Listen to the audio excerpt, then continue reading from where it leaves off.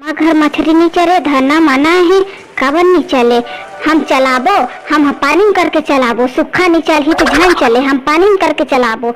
मछली है पानी में रहेंगी, चक्का फिट करके चलाबो, फिर हम मछली धरे जाबो।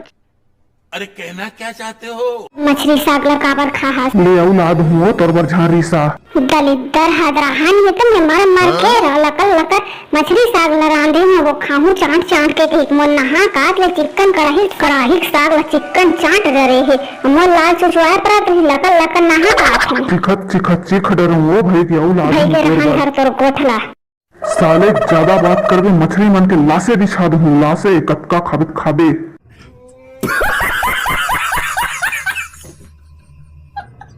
गलती हो गई राजा, मोर से तो जब का मछली धर के ला रहे सब चिख डरो। छुछ मुही लाले बेदरी में हमार मार के मछली धरो उते हा सिद्धम सबो चाट चाट के बोझ डारे।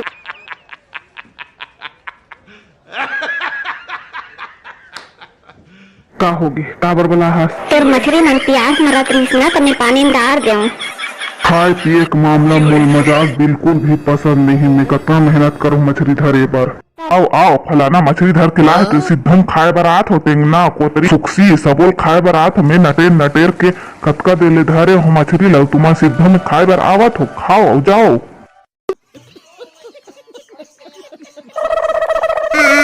मोला मछली खाना है, मोला मछली खाना है। दो चार घाव हा कनास साले ला का होगे का बार रोत है हुआ हा मछली खाऊं कहीं रोत है बस अतकी बात दे नहीं सको।